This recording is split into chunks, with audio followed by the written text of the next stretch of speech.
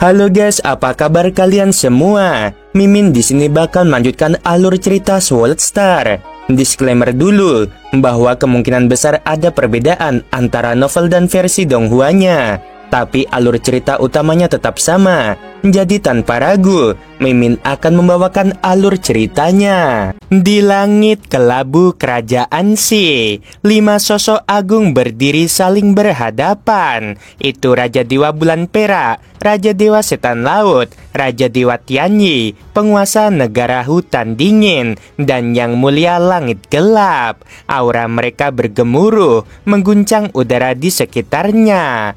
Namun di hadapan mereka berdiri seorang pria berpakaian perak. Itu Raja Dewa Lauhe atau Lofeng. Dia berdiri tegak, tenang dengan senyum dingin di bibirnya. Lauhe, kau terlalu mendominasi, bentak penguasa negara hutan dingin. Apa kau pikir kami semua akan diam saja melihatmu memonopoli seluruh kerajaan Si? Raja Dewa Bulan Perak menimpali dengan nada datar, namun matanya tajam seperti pisau. Kita semua berada di alam kedua Raja Dewa. Kalau kau ingin kerajaan Si, setidaknya mari kita bagi wilayahnya dengan adil. Lofeng hanya tertawa kecil. Suara tawanya terdengar tenang namun menusuk. Sudah kukatakan sejak awal, seluruh wilayah kerajaan Si adalah milik Sekte Sungai Pedang. Tak ada ruang untuk negosiasi. Raja Dewa Setan Laut mengerutkan dahi. Apakah kau ingin berperang dengan kami berlima? Itu kalau kalian tidak setuju, ucap Lofeng sambil menatap mereka satu persatu. Aturan lama berlaku, yang kuatlah yang berhak. Ia mengangkat tangannya perlahan. 5 sosok berpakaian perak muncul di belakangnya. Semuanya adalah avatarnya sendiri. Kalian boleh memanggil sekutu sebanyak yang kalian mau. Aku juga akan memanggil avatar sebanyak itu. 1 lawan 1, itu adil. Kau sangat arogan, Raja Dewa Bulan Perak berteriak murka. Kau cari mati, Lauhe, tambah penguasa negara hutan dingin. Lofeng menatap mereka dengan tenang. 10 napas waktu kalian. Setelah itu, aku akan bergerak. Udara mendadak menegang. Di kejauhan, aura para Raja Dewa mulai berkobar. Hawa dingin, air laut, kegelapan, dan kekuatan dunia saling berbenturan.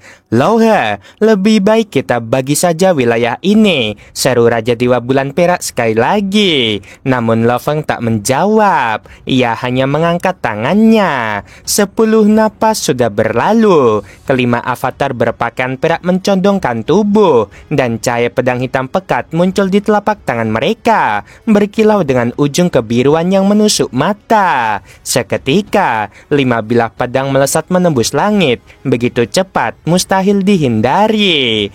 Penguasa negara hutan dingin tak sempat bereaksi. Tubuhnya terbelah 2. Darah suci menyembur ke udara. Cahaya pedang menembus tubuhnya lagi, menghancurkan cadangan kekuatan ilahinya. Dalam kepanikan, ia segera memutuskan tubuh sejatinya dan melarikan diri melalui pembawa kebangkitannya. Raja Dewa Setan Laut pun menjerit. Tubuh airnya terkoyak berkali-kali. Bagaimana mungkin hanya 1 serangan menghancurkan 2/10 kekuatan suci avatarku? Dia monster, teriaknya sebelum tubuh avatarnya hancur sepenuhnya. Bulan Perak, kita tak bisa menang. Transmisi sebab akibat terdengar dari Raja Dewa Setan Laut yang sudah kabur. Raja Dewa Tianyi yang melihatnya langsung melesat menjauh. Tubuhnya berkedip di antara ruang-ruang dunia, tapi cahaya pedang hitam itu tetap mengejarnya tanpa henti. Mustahil, bahkan ruang pun tak bisa memutuskan jejaknya. Serunya panik sebelum tubuh avatarnya menghilang dari jangkauan Lofeng. Kini hanya 2 yang tersisa, yaitu Raja Dewa Bulan Perak dan Yang Mulia Langit Gelap. Cahaya pedang Lofeng menebas tanpa ampun. Tubuh Raja Dewa Bulan Perak robek berkali-kali, tapi dia cepat pulih. Pedang ini bukan kekuatan biasa, desisnya dengan wajah pucat. Sementara itu, Yang Mulia Langit Gelap berdiri di tengah awan hitam. Sisik hitam di tubuhnya pecah dan tumbuh kembali dengan cepat setiap kali terkena tebasan. Cahaya pedangmu tidak cukup untuk menembus pertahananku, katanya dingin. Namun Lo Feng hanya tersenyum tipis. Apakah itu benar? Kelima avatarnya melesat serentak, masing-masing mengayunkan pedang ke arah Raja Dewa Bulan Perak. 5 melawanku sekaligus. Bulan Perak berteriak marah, berusaha kabur ke dalam kekosongan. Puluhan serangan cahaya pedang menembus tubuhnya, memercikan darah ke udara. Namun akhirnya, ia berhasil meloloskan diri, meski tubuhnya porak-poranda dan auranya hampir sirna. Aku menyerah, teriaknya sambil lenyap ke dalam kekosongan. Kini, hanya Yang Mulia Langit Gelap yang tersisa. Kelima Lo He atau Lo Feng berpakaian perak berdiri tegak di udara, menatapnya dengan tenang. Sekarang, hanya kau yang tersisa. Apakah masih mau mencoba keberuntunganmu? Di kota Huyang, dari kejauhan, Murusa menatap ke arah ibu kota kerajaan pemakam dengan sorot mata tajam penuh kegelisahan. Ada yang tidak beres, gumamnya pelan. Kehidupan Yang Mulia Langit Gelap tidak sepenuhnya sejalan dengan arah pembinaan dunia batin. Sebagai binatang buas alam kedua Raja Dewa, Murusa mampu merasakan sesuatu yang bahkan tidak disadari makhluk kuat lain. Ia bisa menilai struktur kehidupan seorang makhluk dari aura yang terpancar. Dan kali ini ada sesuatu yang ganjil. Ia segera mengirim pesan telepati kepada Lo Feng. Tuan, aku merasakan sesuatu yang aneh. Kehidupan Yang Mulia Langit Gelap tidak sempurna. Seharusnya seekor binatang sektor puncak bisa menciptakan pasukan penghancur dengan komandan utama bernama Kaisar Penghancur, dibantu 18 jenderal dan 36 pemimpin. Lo Feng tertegun dengan kalimat itu. Benar Tuan, lanjut Murusa. Ia adalah bentuk kehidupan pertempuran paling sempurna dari seluruh pasukan penghancur. Tapi aku merasa Yang Mulia Langit Gelap hanyalah pecahan dari bentuk itu. Keenam Yang Mulia kemungkinan adalah bagian dari satu sosok Kaisar Penghancur yang belum lengkap. Jadi, dia belum mencapai bentuk penuhnya, tanya Lo Feng. Tepat sekali, tapi bahkan sebagai pecahan, kekuatannya tetap menakutkan. Tuan harus berhati-hati. Di medan langit yang bergemuruh, Yang Mulia Langit Gelap menatap Lo Feng dengan senyum sinis.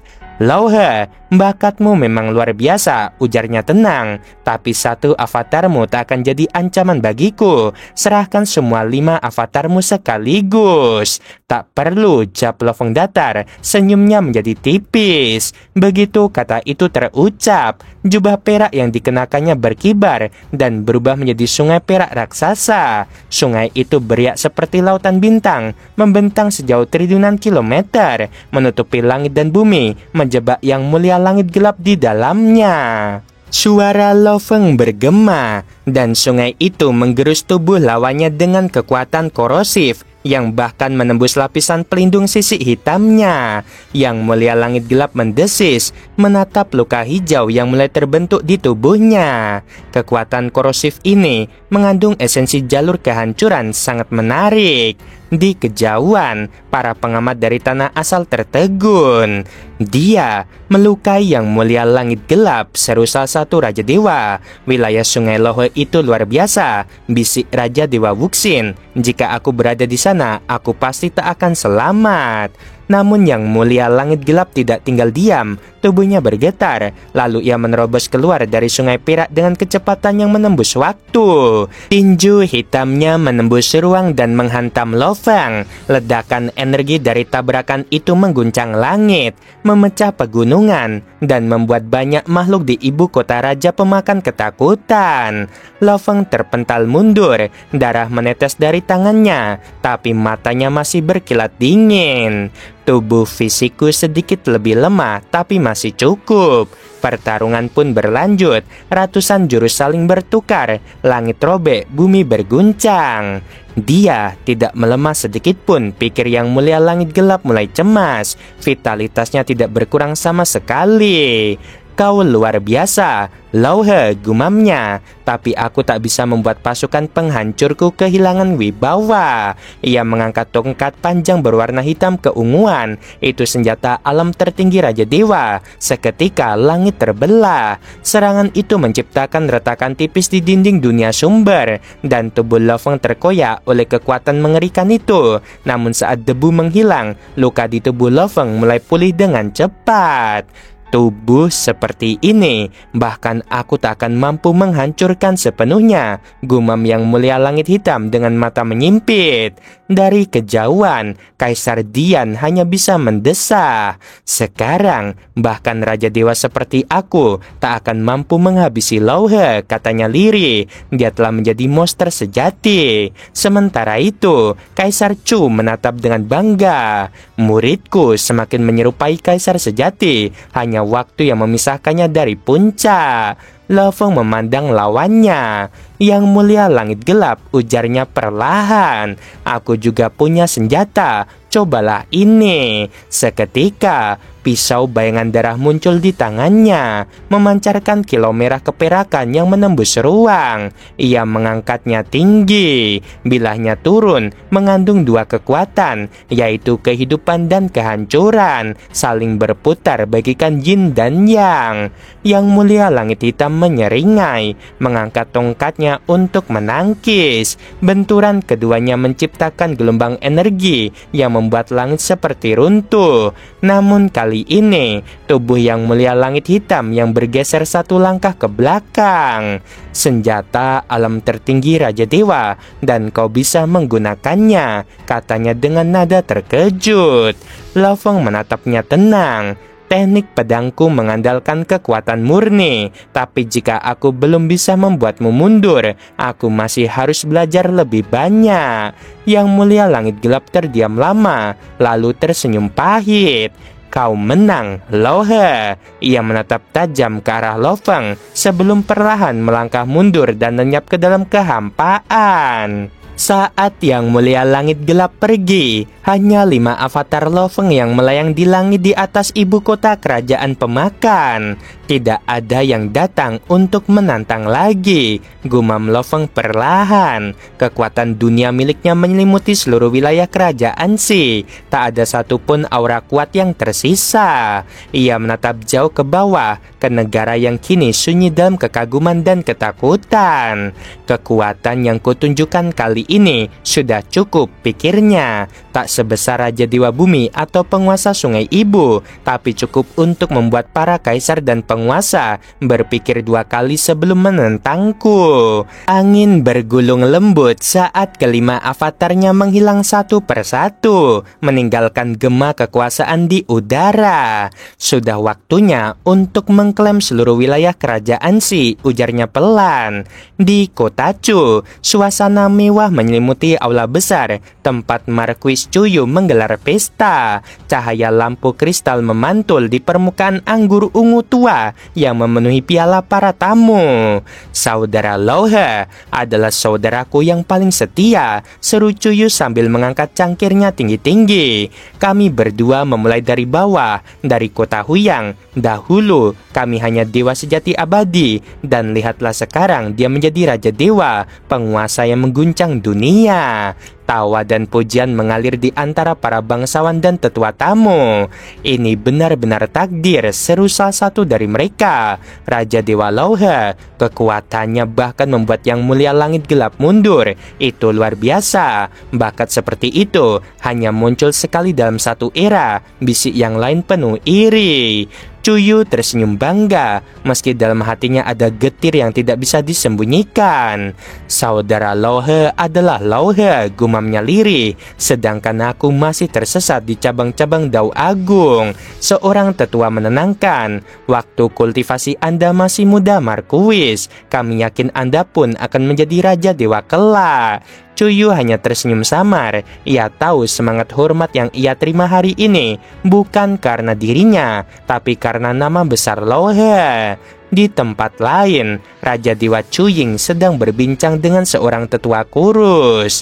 "Tuan Raja Dewa, pesta Cuyu ramai sekali," kata si tetua. Dan tampaknya hubungan Lauhe dengannya membuat reputasi Cuyu melambung tinggi. Cuying tersenyum tipis. "Tentu saja, waktu itu aku hanya memberi kenalan Lauhe posisi tetua tamu. Tak kusangka, keputusan itu menjadi langkah paling cerdas dalam hidupku. Dengan kecepatan kultivasinya, dia bisa saja mencapai puncak tertinggi," kata sang tetua kagum.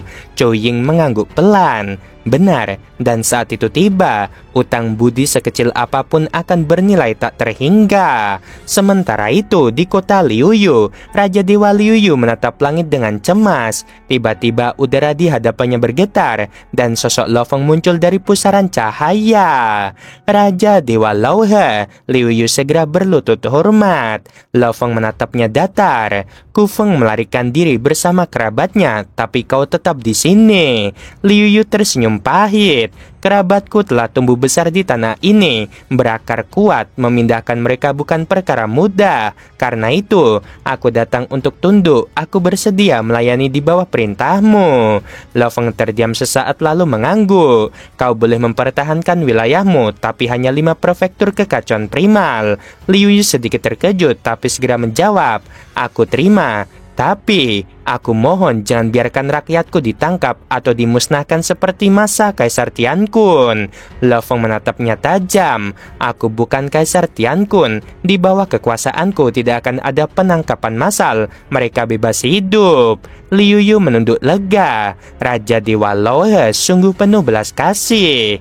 Mulailah bekerja sama dengan Origin, Losa, dan Xinyu untuk mengambil alih wilayah ini, perintah Lo Feng. 20 nama yang kulampirkan boleh tetap memimpin tanah asal mereka, sisanya usir saja. Liu Yu mengangguk hormat. Perintah diterima. Selama berminggu-minggu, seluruh wilayah ibu kota Raja Pemakan bergetar oleh perubahan. Kota, tambang, dan pusat pemurnian artefak berpindah tangan. Sekte Sungai Pedang bergerak cepat, dengan guru Origin dan Morosa memimpin penyambutan, serta murid-murid mengatur setiap detail. Namun tak semua berjalan mulus. Beberapa kultivator mencoba mencuri harta dan kabur. Dalam sekejap, Lo Feng menghancurkan 3 dari mereka tanpa belas kasihan. Tubuh sejati mereka hancur dan mereka diusir dari wilayah itu tanpa ampun. Setelah itu, tak ada satupun yang berani melanggar. "Tuan," kata Morosa kemudian, "penyerahan hampir selesai, tapi ada sedikit kerugian. Para kultivator yang diusir membawa serta keluarga mereka. Banyak industri lumpuh." Lo Feng mengangguk. "Itu wajar, dampaknya hanya sementara. Setelah ini, kita buka perekrutan murid besar-besaran 10 kali lipat dari sebelumnya." Mata Morosa berbinar. Lo Feng berkata lagi, "Penduduk di 135 prefektur telah lama menderita. Kini saatnya memberi mereka kesempatan untuk bangkit." Sementara itu, di rumah goa yang sunyi di sekte Sungai Pedang, Moyu Qingyan duduk bersila. Aura kekacauan mengelilinginya seperti pusaran cahaya bintang. Ia menggertakkan gigi. "Aku harus menembus batas ini." Selama bertahun-tahun, ia belajar dari guru Origin, Losa, dan sesekali langsung dari sang guru Lo Feng sendiri. Tekanan berat menimpanya sebagai murid tertua dan satu-satunya murid langsung sang penguasa. Namun hari ini, sesuatu pecah di dalam dirinya. "Aku," napasnya bergetar, tubuhnya memancarkan cahaya garis keturunan kuno. "Aku berhasil, aku menembus alam kekacauan primal." Air mata menetes di pipinya, bukan karena kelemahan, melainkan kebahagiaan murni. Ia tahu dari murid biasa, kini ia telah menjadi bagian dari kekuatan yang lebih kuat dan membagongkan.